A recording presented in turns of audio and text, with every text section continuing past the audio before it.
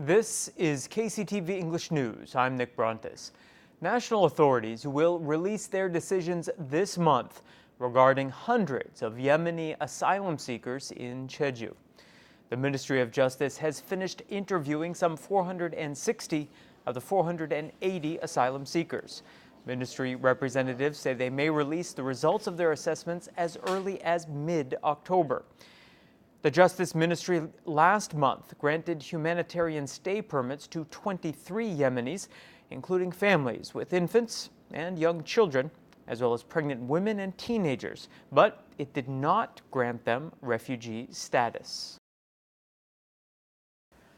A labor union representing civil servants is demanding that some of the people hired by the local government after the recent elections be dismissed from their positions because of alleged irregularities in the hiring process.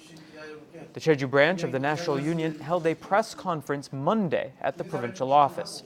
Representatives claimed that some of the people who were hired through the public recruitment process got their positions because of politics. Union representatives say they doubted whether the new hires were subject to the proper hiring process and whether they are truly qualified for the jobs they got. They are demanding that Governor Won Hee-dong dismiss everyone who was improperly hired through the public recruitment for new civil servants. Union representatives also say the Audit Commission must monitor the entire hiring process of such searches. The community councils of Topyeongdong and Donghong Seogwibo say Greenland International Hospital should open as soon as possible. Representatives from the councils held a press conference Monday at the provincial office. They claimed that residents of their communities who were hired by the hospital are concerned about the situation. Construction of the hospital was complete over 1 year ago, but the facility has still not received permission to open. They say the local residents who are taking part in research about the possible opening should visit in person before making a final decision. The community representatives also called on the governor to issue a permit allowing the hospital to open as soon as possible, assuming no problems are uncovered. Island residents aged 65 and above can now get their free flu vaccinations. The provincial government says the shots are available at designated hospitals and clinics through November 15th. Public health clinics will begin offering them next month. The province is asking people heading out to get the shots to call their health center beforehand because the vaccination schedule varies by locality and age. The provincial government and the Jeju branch of the Korea Tourism Organization will hold various autumn travel promotional events from October 20th to November 4th. The Jeju KTO branch will run a social media photo contest of Seogwipo architecture. It will also run another event to spread the word about the autumn travel period and another photo event, this one centered on people wearing hanbok. Along with all of those activities will be a collaborative event with the Jeju Ole Walking Festival, as well as the Jungmun Beach Golf Club Moonlit Walk program. Finally, the KTO has organized a special tour of local attractions on October 26th and 27th for disabled island residents and their families. The province has released plans to crack down on drivers who illegally use lanes that are designated for the exclusive use of buses and taxis. Violators will be subject to fines beginning October 10th. Mike Balfour reports. Seogwang-ro, near the Jeju International Airport.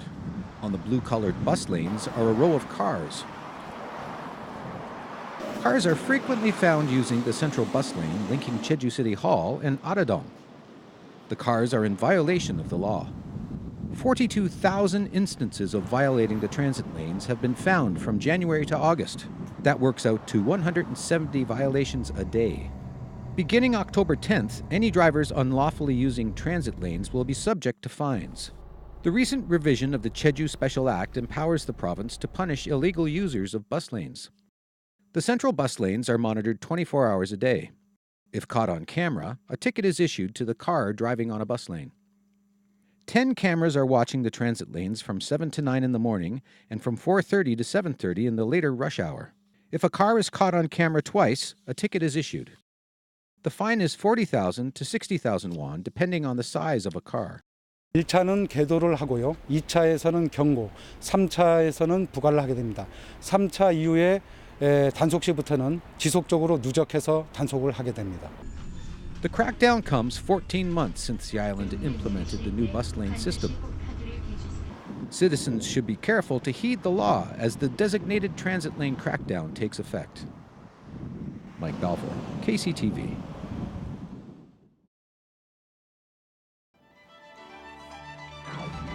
Make unique autumn memories at the Buckwheat Flower Festival in Seongnam.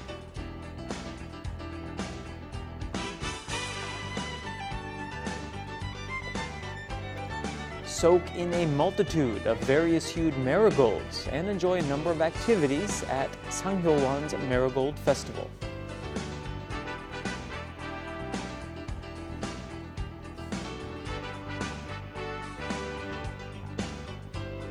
Stroll along flower-lined roads on Gapado during the Small Islands Autumn Flower Festival.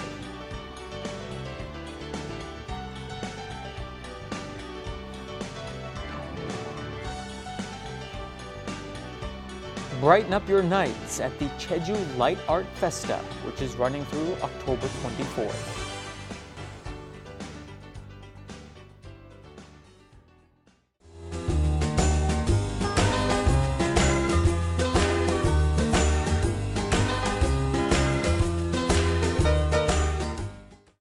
We're looking at mostly fair skies for the holiday. For more, here's your Wednesday forecast. The morning low in Jeju City will be 17 and the afternoon high 23 degrees.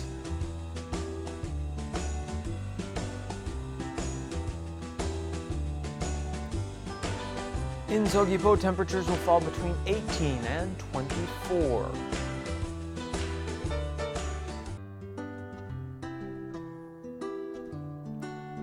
The low before lunch in Seongsan will be 15 and the high later on 22 degrees.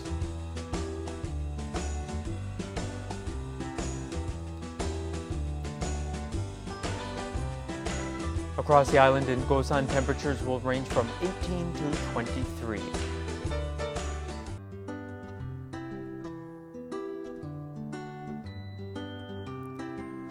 And the morning low at higher elevations like Songpanak will be 11 and the afternoon high 17 degrees.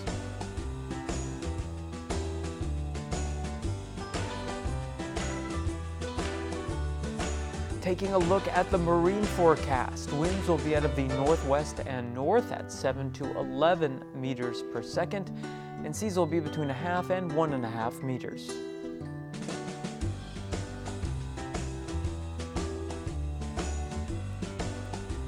And here's a look ahead.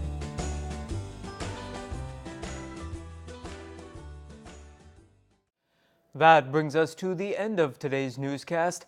Thank you for joining me, and I hope you'll tune in next time. Until then, find us online at eng.kctvjeju.com. 시청자 여러분, 고맙습니다.